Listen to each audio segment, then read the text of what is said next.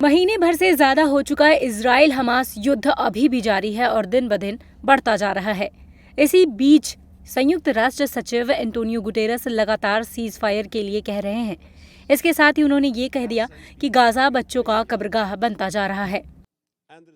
Ladies and gentlemen of the press, Gaza is becoming a graveyard for children.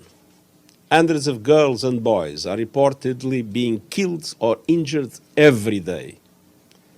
More journalists have reportedly been killed over a 4-week period than in any conflict in at least 3 decades. More United Nations aid workers have been killed than in any comparable period in the history of our organization. उन्होंने कहा कि जंग में दोनों पक्षों और अंतर्राष्ट्रीय समुदाय को मौलिक जिम्मेदारी निभानी पड़ेगी। संयुक्त राष्ट्र के प्रमुख ने कहा कि जंग की शुरुआत से ही फिलिस्तीन शरणार्थियों के लिए काम करने वाले संयुक्त राष्ट्र राहत और कार्य एजेंसी यानी UNRWA के कर्मचारी भी मारे गए हैं। एंटोनियो गुटेरस ने एक्स पर पोस्ट कर कहा कि हाल के हफ्तों में हमारे संगठन के इतिहास में किसी भी अवधि की तुलना से अधिक संयुक्त राष्ट्र सहायता कर्मी मारे गए हैं, लेकिन इजरायल ने शायद कुछ और तय कर लिया है। इसी सिलसिले में इजरायल के प्रधानमंत्री ने कहा कि हमास के अनिश्चितकालीन जंग के बाद गाजा की सुरक्षा का जिम्मा इजरायल के हाथों में होगा। हमने देखा है कि अगर हमारे पास सुरक्षा की जिम्मेदारी नहीं होगी तो क्या होगा।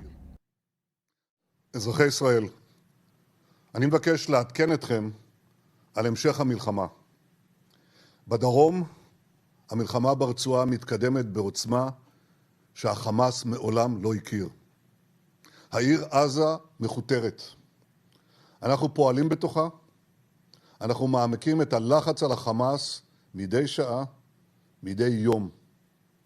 עד כה חיסלנו אלפי מחבלים מעל הקרקע ומתחת לקרקע.